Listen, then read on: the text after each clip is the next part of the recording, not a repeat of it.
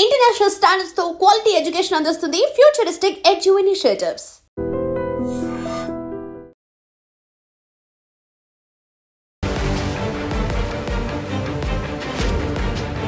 నమస్కారం, welcome to iDream. నేను మీ సంగీత. భార్యాభర్తలు ఇద్దరు విడాకులు అప్పుడు ఏం చేస్తారంటే ఎవరో ఒకరు విడాకులు కావాలంటారు, ఇంకొకరు విడాకులు వద్దు అని చెప్పేసి అంటుంటారు.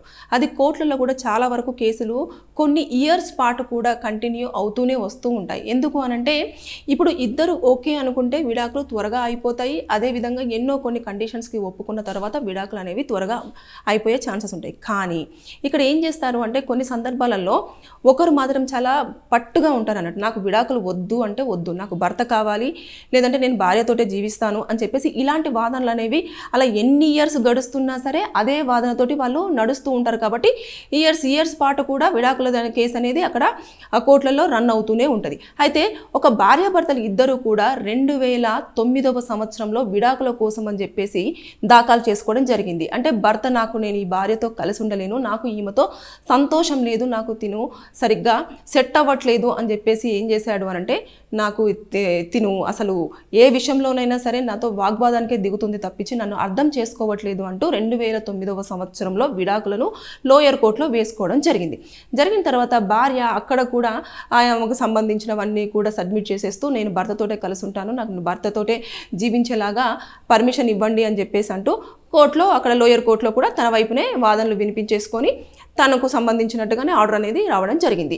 ఇకపోతే అంటే భర్తకు వ్యతిరేకంగా వచ్చింది. అయితే విడాకులు ఇవ్వలేము అని చెప్పేసి అన్న లోయర్ కోర్టు యొక్క తీర్పును సవాల్ చేస్తూ అతను హైకోర్టుకు వెళ్ళడం జరిగింది. హైకోర్టులో కూడా అక్కడ వాదనలు విన్న తర్వాత భార్యతో కలిసి ఉండండి, ఎందుకు జీవితాన్ని మీరు పాడు చేసుకుంటారు, ఇద్దరు ఇన్ని సంవత్సరాలు అవుతుంది కదా, మీరు కలిసి ఉండండి అని చెప్పేసి చెప్పడం జరిగింది. అక్కడ కూడా భర్తకు విడాకులు కావాలని కోరుకుంటుంటే దానికి కరెక్ట్గా అతనికి కావాల్సినట్టుగా జడ్జిమెంట్ అనేది రాలేదు. దాన్ని సవాల్ చేస్తూ సుప్రీంకోర్టుకు అనేది వెళ్ళడం జరిగింది.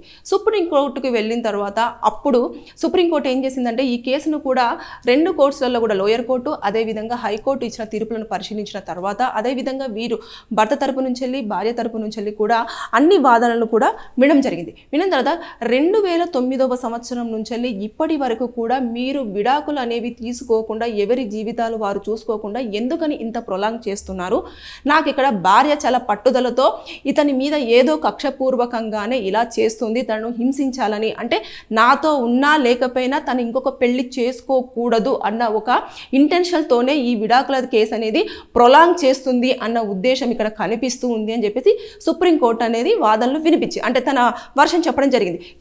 చెప్తూ ఏమని చెప్పారు అంటే ఇది మీరు విడాకులు వద్దు అని చెప్పేసి కోరుతున్నా అతనికి మాత్రం విడాకులను మంజూరు చేయడం అనేది జరుగుతూ ఉంది. అంటే దాదాపుగా 16 సంవత్సరాల నుంచి కూడా ఈ కేసు అనేది కోర్టుల చుట్టే ఉంది. కాబట్టి ఇప్పటికీ మీ ఇద్దరి ఏజ్ కూడా దాదాపుగా అయిపోయింది. ఈ పాటికి మీరు కనుక విడాకులు తీసుకొని ఉండుంటే మీరు వేరే భాగస్వాములతోటి మంచిగా పిల్లలతోటి హ్యాపీగా మీ లైఫ్ అనేది లీడ్ చేసేవారు.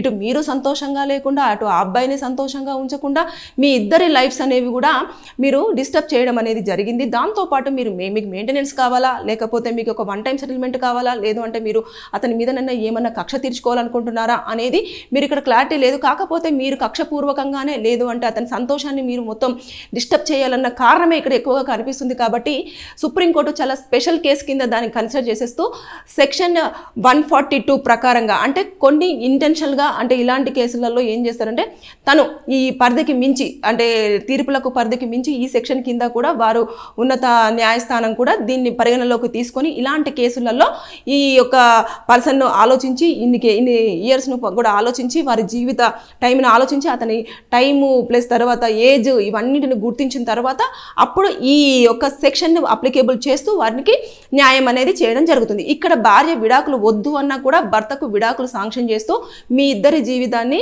ఎవరికి నచ్చినట్టు వారు అనుకూలంగా జీవించండి, నీకేమైనా కావాలి అంటే సెటిల్మెంట్ అనేది అతని తరపు నుంచి ఇప్పించే బాధ్యత కోర్టు తీసుకుంటుంది అని చెప్పేసి అన్నట్టుగా ఇక్కడ వాదనలు తీర్పు అనేది వెలువరచడం జరిగింది. ఇక భార్య చేసేది ఏం లేక నేను భర్తతోటి ఉంటాను, ఈసారి నన్ను క్షమించండి నేను ఉంటాను అని చెప్పేసి అంటే ఇక లేదమ్మా ఇప్పటికే 16 సంవత్సరాల పాటు కూడా అతన్ని హింసించావు, అతను టైం వేస్ట్ చేసావు, అతను ఏజ్ అయిపోయింది, నీకు విడాకులు వద్దు కావాలి అనేది ఒక క్లారిటీ లేదు, అతను విడాకులు కావాలి అని చెప్పేసి ఒక క్లారిటీ మీదనే లోయర్ కోర్టు, హైకోర్టు, సుప్రీంకోర్టు దాకా వచ్చాడు అని అంటే అతను చాలా స్పష్టంగా అతను నీతో జీవించలేను అని చెప్పేసి ఒక క్లారిటీతో ఉన్నప్పుడు మరి మీరెందుకు అంతగా అతన్ని డిస్టర్బ్ చేస్తున్నారు? కాబట్టి మేము విడాకులు ఈ కేసులో మంజూరు చేస్తున్నాము అంటూ తుది తీర్పును వెలువరచడం జరిగింది.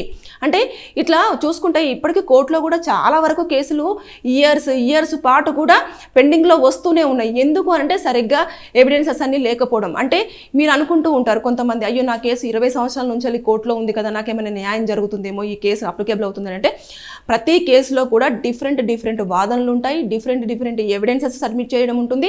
అదేవిధంగా వారి యొక్క కేసులో ఉన్న గ్రౌండ్ పాయింట్స్ వేరే ఉంటాయి, వీరి కేసులో ఉన్న గ్రౌండ్ పాయింట్స్ వేరే ఉంటాయి.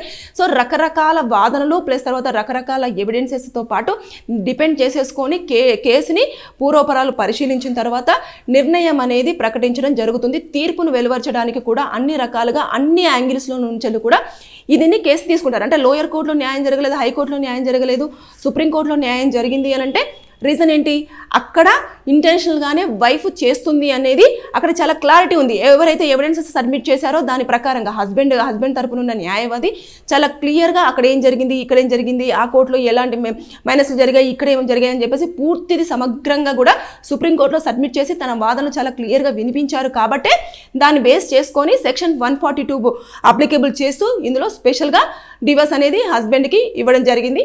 సో ఈ కేసులు ఇలా చూసుకోవచ్చు. కాబట్టి ఎప్పుడైనా సరే ఇయర్స్ పాటు కూడా మీరు కేసును ప్రొలాంగ్ చేసుకోకుండా మీ జీవితాలు హ్యాపీగా ఉండాలి, టైం వేస్ట్ కాకుండా, మెంటల్గా ప్రెజర్ తీసుకోకుండా, డిప్రెస్ అవ్వకుండా ఉండాలి అంటే ఒకరు విడాకులు అడిగినప్పుడు ఇంకొకరు దానికి తగ్గట్టుగా కొంచెం మోల్డ్ అయిపోయి విడాకులు తీసుకొని ఎవరి జీవితం వారు గడిపితే అన్ని రకాలుగా హ్యాపీగా ఉంటుంది అనేది చూస్తున్నారు. సుప్రీంకోర్టు ఇచ్చిన తీర్పు పైన మాత్రం చాలామంది హర్షం వ్యక్తం చేశారు.